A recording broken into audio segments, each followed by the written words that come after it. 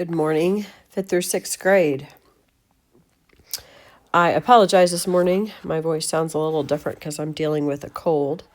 But our topic today is how to write a persuasive paper. It could be a persuasive essay or persuasive article. The point of a persuasive essay is that you are trying to move your reader to action. For instance, one time in college, I was part of a group of girls. We were called a society at our college. And I became president, and I wanted to persuade the whole society to vote in favor of changing our mascot and our colors. And at the time, they were very outdated. And we also lacked a lot of team spirit, and participation. And I really think some of it was just very practically, you couldn't find anything in our colors, and nobody really liked the colors, and we didn't really have a good mascot to rally around. And so I wrote an article persuading our group of girls to vote for these changes. And we did. We voted and we got to change everything. It was exciting. And those are still the colors and the mascot today, from what I know. Maybe you're writing a persuasive paper to a department or an authority. Maybe you're working a job or something. Another story from college, I came up on a rule that I felt like cumbersome, not super fair. And so I wrote a persuasive email to the department head and asked for a formal rule change. And I proposed the change, and I was respectful and polite. And guess what? They changed the rule. So learning how to do persuasion well is actually super useful. You will use this, even if no matter what field you're in, you will use good, correct persuasion in your field.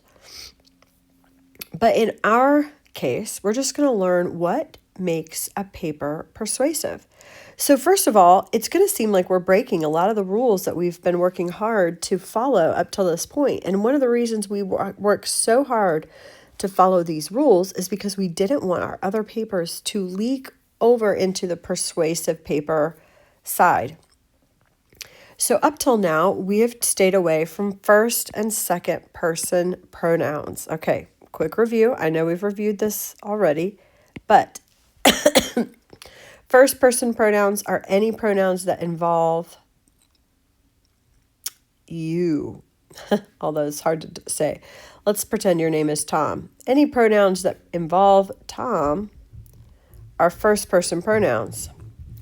That would include I, my, our, we.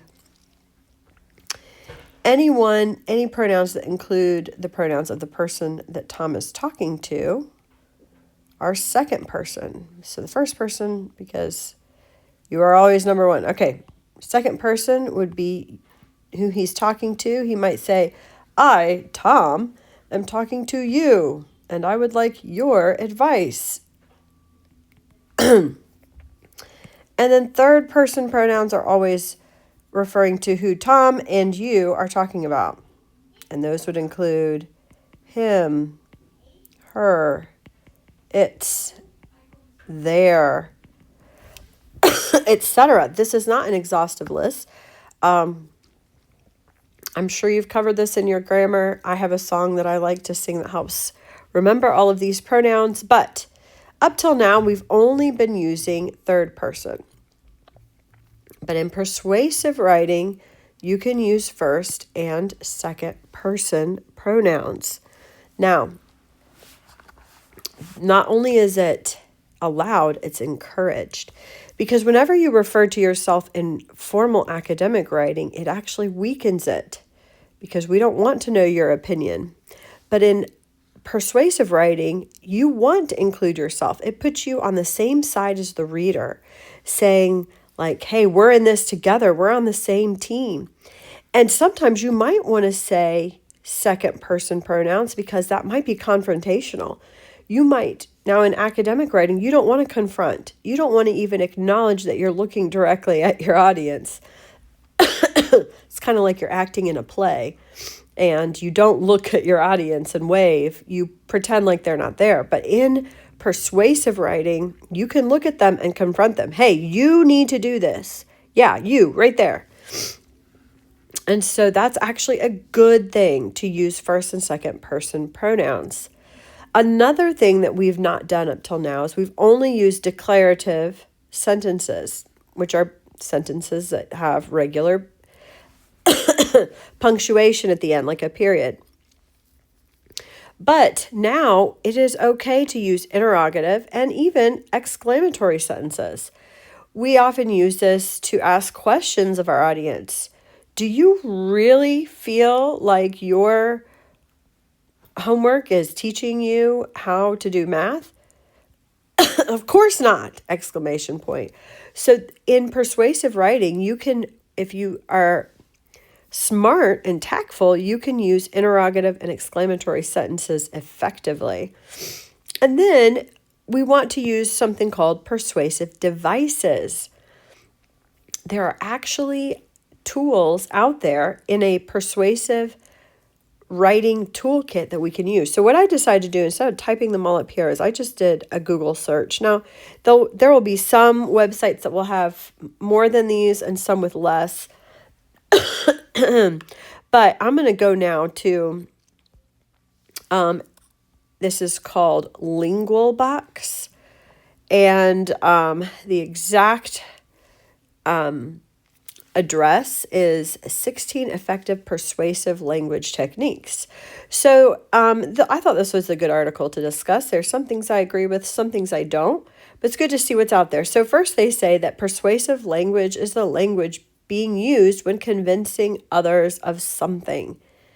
And you see this all the time. This is even in commercials. This is in magazine ads. Like this is what they specialize in. So first of all, they talk about the claim, which is a fancy way of saying the thesis. So your thesis for a persuasive essay is going to look a little differently. It's going to say, what do you want your reader to do? So this is a kind of a silly one, but I'd like you to eat dark chocolates because it's a healthier option compared to other sweet foods. I don't like how that's worded for a thesis, but the point is that you're trying to motivate the audience to eat dark chocolate. Or maybe you'd say, maybe your thesis would be, your thesis is your goal. What is your goal? What do you want them to do? So that's what you write in a single sentence, and that becomes your thesis. You know, go out and vote for this candidate, or make sure to take your vitamins every day. A lot of times, so we talked about using declarative sentences in academic writing. A lot of times your thesis in persuasive writing is actually called imperative sentences. Still a period, but the way I tell my kids to remember what an imperative sentence is it sounds like a parent is talking and telling you what to do. Go clean your room. That's a parent. So it's imperative. That's not what imperative means, but it's a fun word play to remember. So when you're writing your persuasive essay or paper, start with something you want to convince your audience of, something you're convinced of. I want you to love to read Jane Austen. Everyone should read a Jane Austen novel, or you need to go see this movie,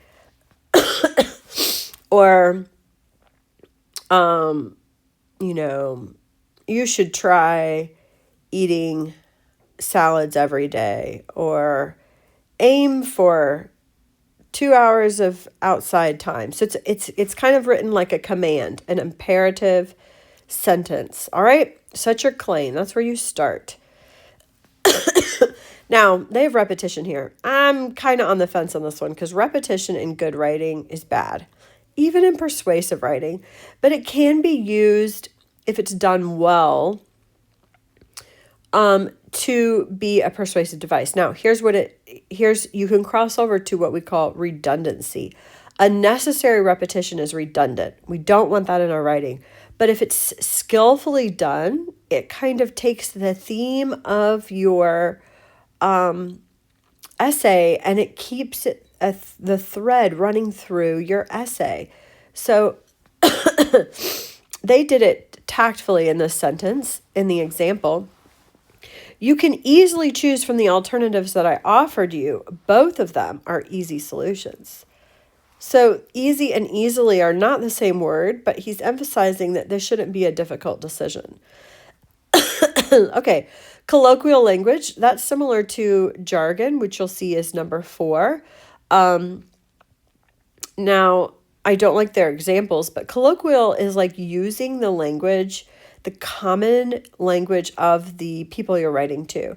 So if you're writing to teens, you might use like teen words and teen isms. If you're writing to a bunch of doctors, you're going to use medical jargon. If you're writing to people in the South, you're going to say y'all.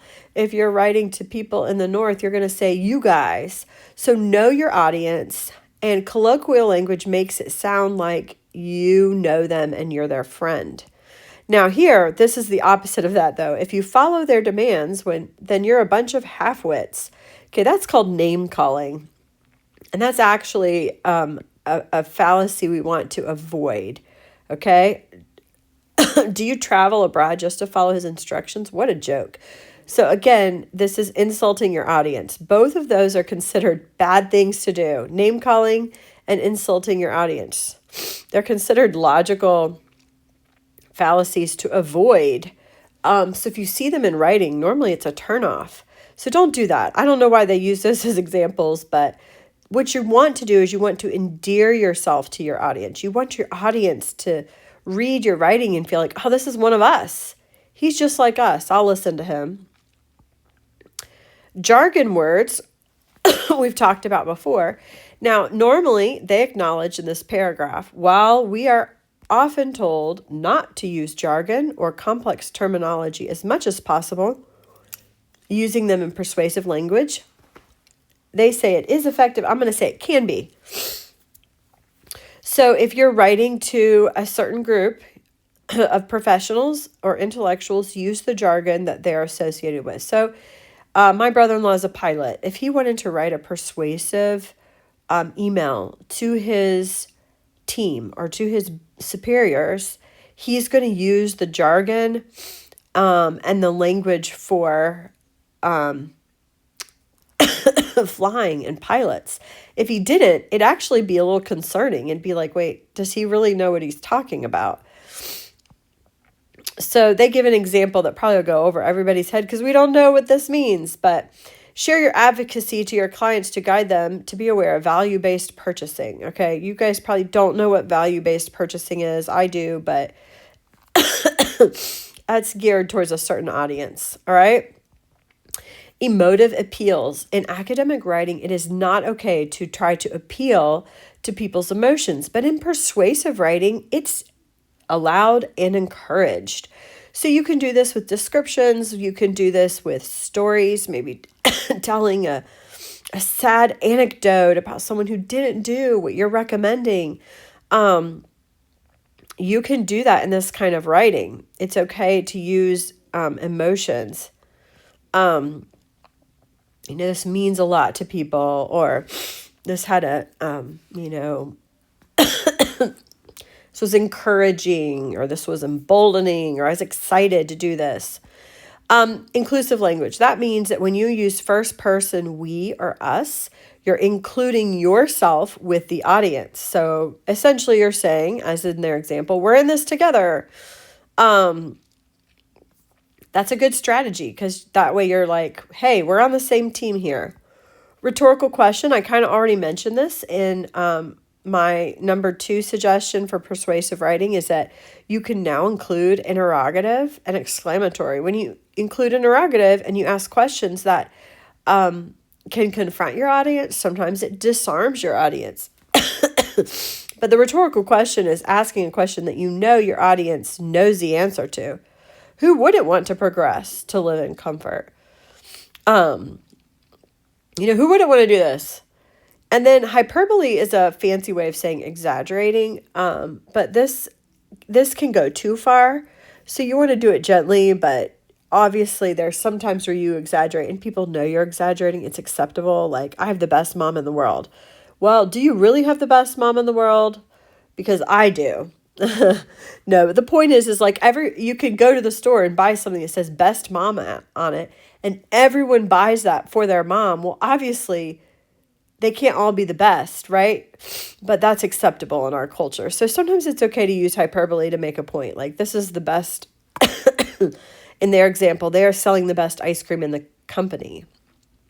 Or they can do it in 1 second. Can they really do it in 1 second? No. Anecdotal evidence. That's just a story that supports your goal, your claims. You can say, I know this, or my brother did this and it was awesome, or, it's a first hand or second hand story about someone who did this. Preferably not made up, just for the record. Okay, bias. Try to avoid bias.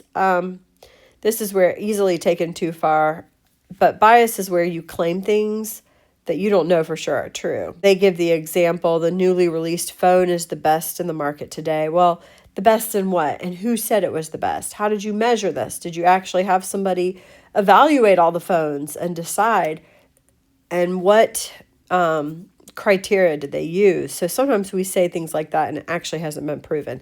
This is kind of similar to hyperbole, but it's a little bit more evidence-based, where you're basically making up your own evidence. Don't do that. Expert opinion.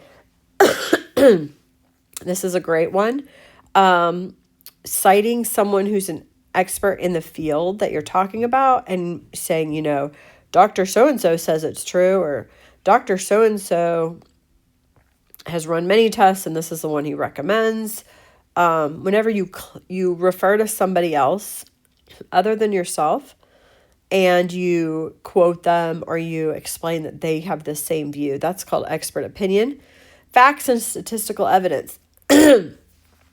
This is overlap because, of course, we want to use this in our own academic writing. We would use this in research writing, but you can also use this in persuasive writing because it's very effective to persuade somebody. 90% of these cases are good. Well, that's a good statistic. Generalization is where you make an observation and a general comment about it. Teenagers today like to play video games. Just a general observation. Comparison. This is a really good strategy where you compare one thing to another. Oftentimes that brings out more description than just describing it by itself. I could say something small, but what do I mean by that? I could say it's smaller than the moon. Well, that's still, pretty big. Or I could say it's smaller than a grain of mustard. Well, that's incredibly small. So small can mean a lot of things. When you compare it, you really understand it. Puns. I've never heard of this one in a persuasive device, and I read the example and I thought it was kind of funny. Go for it if you want to. The example they said is she's returning the dress she purchased because she is experiencing post-traumatic dress syndrome. If you want to have some puns in there, you can. That might be a turn off to your audience. Depends on your audience. So think through that one. Cliches, again, we try to avoid these in academic writing, but well done in persuasive writing can be effective. Time can only tell. There's a cliche at the end of that example sentence. That gives you several good options to choose from. Use those in your persuasive paper. So when you write your persuasive paper for your homework, you're going to set it up just like we've been setting up the 5-paragraph method. You're still going to, your thesis, or as the website called it, your claim, is going to go right here. Your first point, your second point, your third. These are your reasons your persuasive reasons. So I'm going to do something silly. I think everyone should drink coffee. And my reasons, reason 1, because it gives you energy. Reason 2, it tastes good. And reason 3, it will help your health. That's debatable, I know. But I can find articles. Trust me, I have read them before. And then I restate my claim. Why wouldn't you want to drink coffee every day? And then I talk about it, and then I'm done. So use those persuasive devices in here. Cliche, jargon, emotion, cite an expert, tell an anecdote. This is a fun essay. If you're having trouble coming up with one, you could go back, and this is a fun exercise, to a previous topic and just adapt it. So if you previously said, for instance, if we take our veterinary paper, we say that a good vet needs these things. You could say that, you could change it and say something like, find a vet with these 3 qualities. And you basically are saying, this is what you need to look for. That's persuasive in a vet. Or maybe you have a specific vet in mind. This vet, Dr. So-and-so, is the vet for you. Why? Because he's patient, because he's kind. Now, your content's going to be a little different. You have to give examples as if you were real. Or maybe it's like you should consider becoming a vet. Here are the qualities you would need to become a vet. Or I guess it would change a little bit. Say, if your paper is going to be, you should consider being a vet, then it might be why. Because you get to work with animals, and animals are awesome. 2, you get paid decently well, paid in money and in affection from the animals sometimes. And 3, it's, you're contributing to the community. I don't know. I'm making stuff up, obviously, like usual. But you can take an old topic and make it into a persuasive essay if you just really like that topic. So obviously it can't be the same essay. It would not work. So make sure you include, for this assignment, a 5-paragraph persuasive essay. Follow these parameters. If you need to pause the video and look at the website, you can take notes. You can list off all of those devices from the website that I gave you. Enjoy writing this. This one's a lot of fun and very useful.